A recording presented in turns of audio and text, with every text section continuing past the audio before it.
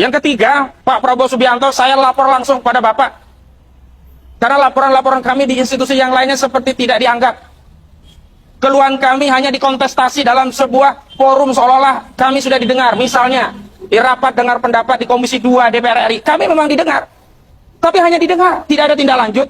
Kezaliman itu tetap terus dilakukan oleh oligarki perampas tanah rakyat. Dan kemarin kami mendatangi pantai yang ada di desa Tanjung Pasir, Kecamatan Teluk Naga. Saya ingin sampaikan Pak Presiden, pembantu Anda, baik saudara Sakti Wahyu Trenggono dan juga saudara Nusron Wahid telah membohongi kami rakyat, bahkan juga membohongi Presiden. Kenapa? Perintah Pak Prabowo kan jelas, usut tuntas, selesaikan pagar laut. Dan Menteri KKP mengatakan bahwa masalah pagar laut sudah selesai, sudah tuntas.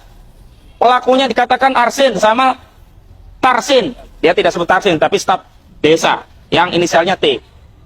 Tidak ada staf desa lain yang inisialnya T kecuali si Tarsin begitu. Dan sudah katanya akan mendenda 48 miliar rupiah. Tapi kenyataannya, kami kemarin saksikan pagar laut itu masih ada.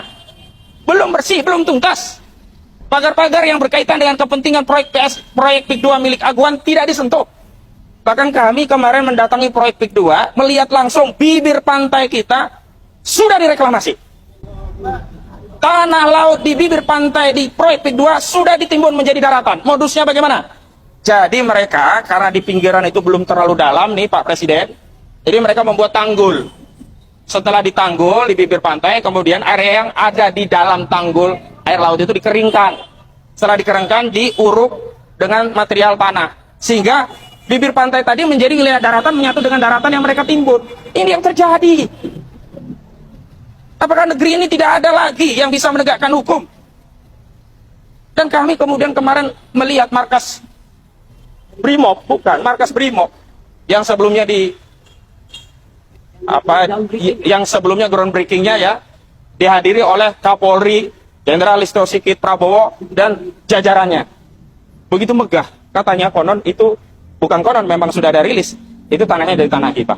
Apakah ini yang membuat institusi penegak hukum ya, institusi polisi itu bungkam terhadap kasus pagar laut? Tidak ada satupun tersangka dalam kasus pagar laut. Kasus sertifikat laut memang ada tersangkanya, tapi kami menegaskan Pak Presiden, bukan hanya orang-orang yang hari ini sudah ditersangkakan oleh Barkrim Mabes Polri. Siapa yang percaya bahwa sertifikat itu dibuat oleh Arsin tanpa ada yang mesan? Siapa yang percaya bahwa sertifikat itu dibuat oleh Arsin tanpa ada yang mendanai? Siapa yang percaya sertifikat itu untuk dimanfaatkan Arsin hanya untuk dikoleksi, ditumpuk sampai ke setinggi bulan? Gak ada yang percaya. Pasti ada yang membutuhkan, ada yang mendanai, ada kepentingan, dan kami sudah tegaskan di Komisi 2 DPR RI, yang punya kepentingan itu Agung Sedayu. Motifnya untuk reklamasi, memanfaatkan pasal 66 PP 18 2021 dengan modus tanah musnah.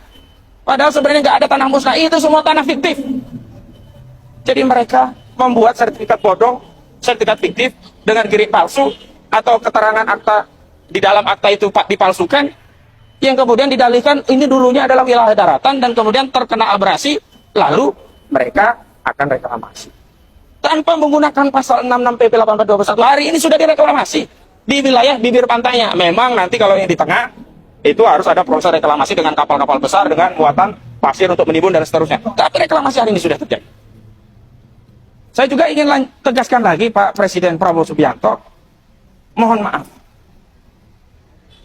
Hari ini kejahatan itu sudah sangat telanjang. Korbannya mengadu kepada kami, tapi apalah daya kami hanya advokat. Kami hanya bisa mengedukasi, mengadvokasi. Kami tidak punya kewenangan, tidak punya daya paksa untuk memanggil Aguan, tidak punya daya paksa untuk memanggil Antoni Salim, tidak punya daya paksa untuk memanggil Saudara Joko Widodo. Karena ini hari ini yang punya kewenangan, otoritas tertinggi yang menguasai politik di negeri ini, panglima politik tertinggi, yakni Presiden, yakni Saudara Prabowo Subianto.